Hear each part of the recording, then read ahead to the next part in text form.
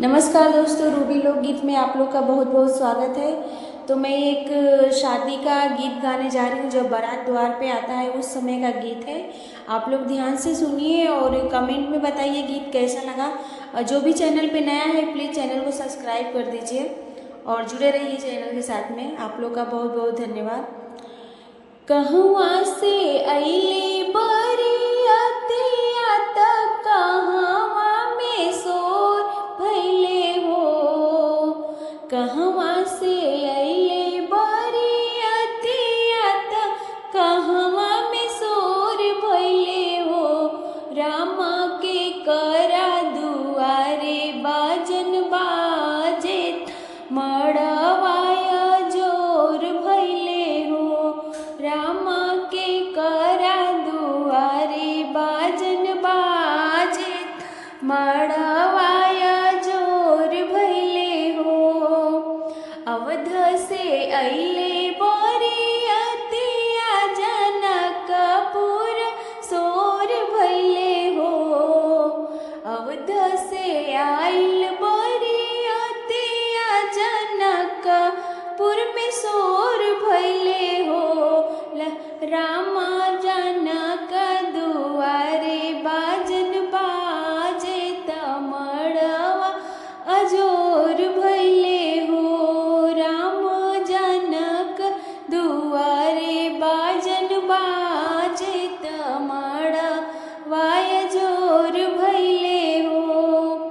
केई जे पौआ पखारेला चौक बैठा हवेला हो। केई जे पौआ पखारेला चौक बैठा हवेला हो। रामा के जे करे कन्यादान नैना से लोर गिरे हो। रामा के जे करे कन्यादान नैना से लोर गिरे हो।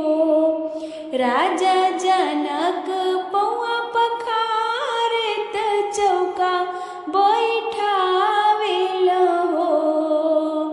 राजा जनक पौआ पखारत चौका बैठावेल हो। राम सीता के करे कन्यादान नैना से लोर गिरे हो। राम सीता के करे कन्यादान नैना से लोर गिरे हो। सब तो निहारे बरियतिया तयाव समधिया लोग हो। सब तो निहारे बरियतिया रौरी समधिया लोग हो। राम सासु निहारेली दामाद हृदया जुड़ाई जाला हो। राम सासु निहारेली दामाद हृदया जुड़ाई जाला हो। सासु निहारेली दामाद हृदया जुड़ाई जाला हो। राम मोर धियायति सुकुवार राम वरवा मिल गईले हो। सासु निहारेली दामाद हृदया जुड़ावेली हो।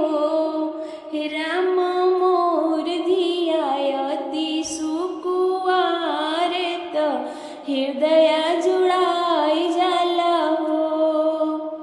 नमस्कार, जरूर बताइएगा गीत कैसा लगा आप लोगों को। जय श्री कृष्णा, राधे राधे, हर हर महादेव।